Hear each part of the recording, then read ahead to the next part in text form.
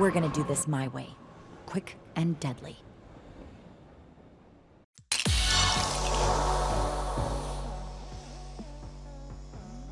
Guys, in this guide I'll be covering how to play Akali in early, mid and late game and how to teamfight in every stage. Now let's jump into the video. Early game starts when the first minion wave spawns and ends when the first turret of the game falls. So what you have to do as Akali is to try to farm as much as possible, since roughly every 19 CS is the same gold as 1 kill. Because Akali has such a weak laning phase and an early game overall, it can be very difficult to CS against a ranged opponent. But your objective here is to try not to give away as much CS as possible and survive till you hit level 6.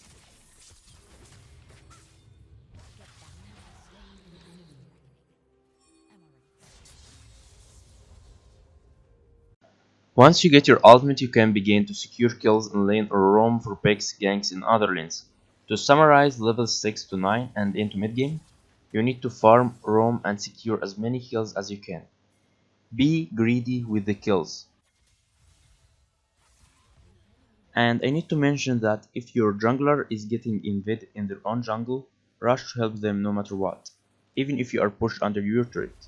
But if your jungler is trying to invade while you are pushed into your turret, try to bring him to go back and think twice before you try to help him.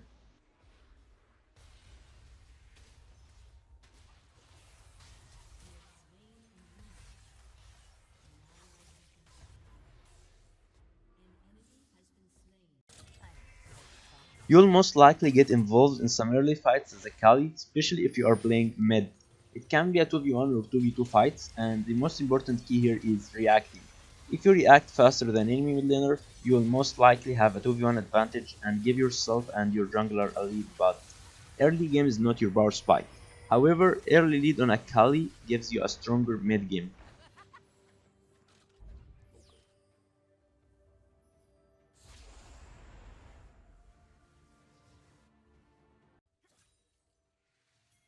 This is Akali's strongest stage of the game. In mid game you should by now at least have 2 core items. One of them must be Gunblade. If you are behind, you need to find yourself a side lane and keep farming as a priority. And since Akali is good in 1v1 or 1v2 in most scenarios, if you have only Gunblade, with some good mechanics you should be able to have some free kills.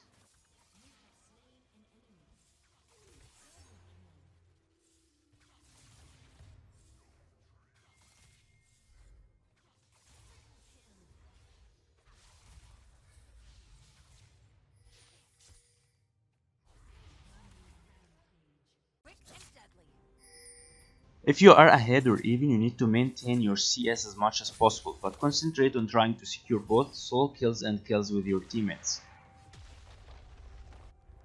And group up for ambushes, ganks, or to secure and take objectives, such as turrets, dragons, and rift herald.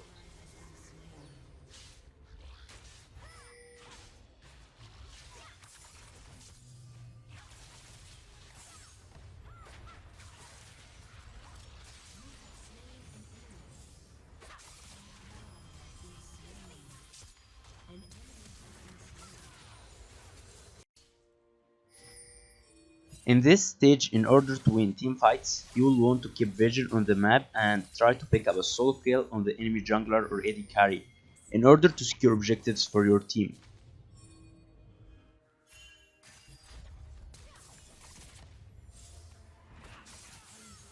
And try your best to not get caught alone, therefore potentially giving away free kills and objectives.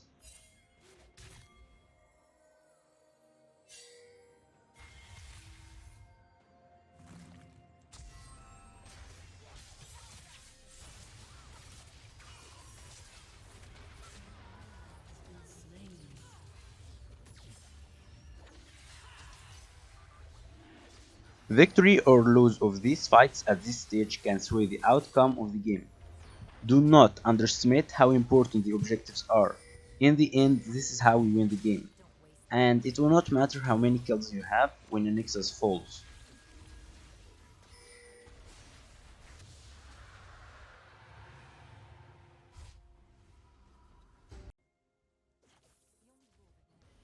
In late game, Akali's damage falls off a little bit, and she can be burst down more easily.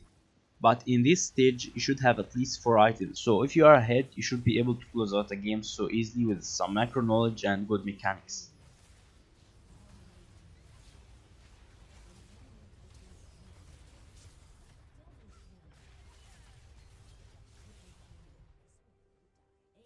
It's better to close out games in mid game, but in some games you might be behind or your team is losing in mid game. So you need to end the game in this stage. First, you need to make sure to not get caught or solo killed because death timers are extremely high.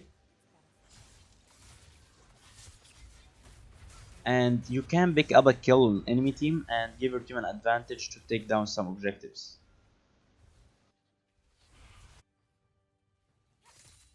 I want to mention that team fights in late game is crucial since you can't avoid it. You either make a huge impact and win the game, or you don't make an impact at all and lose the game.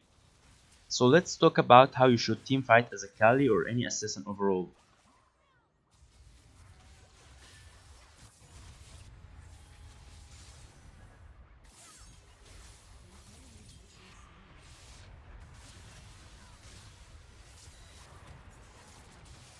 As you guys can see in late game team fights, your positioning is crucial in winning your team a fight. As an assassin, you should try to position yourself behind the enemies to kill their backline easier and to close in on the enemy team.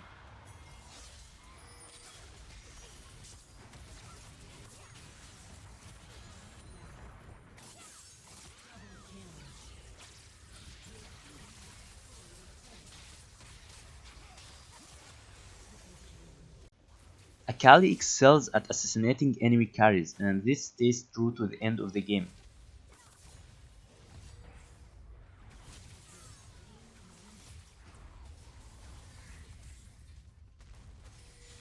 In a team fight, you will want to assassinate one of the enemy's squishy carries, preferably the one with the high superiority, which is the biggest threat potential to your team. And it's possible for you to engage, but make sure you can get out safe in the worst case scenario, or be sure your team is in a position to follow up on it. Because one team fight can lead to disaster for one team.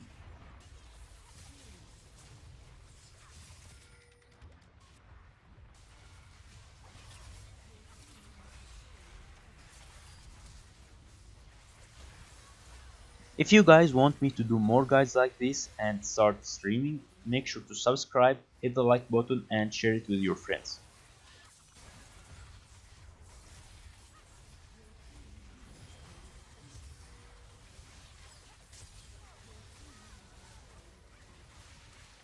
And that's it guys for today's video. Hope you enjoyed and I will see you guys in the next video.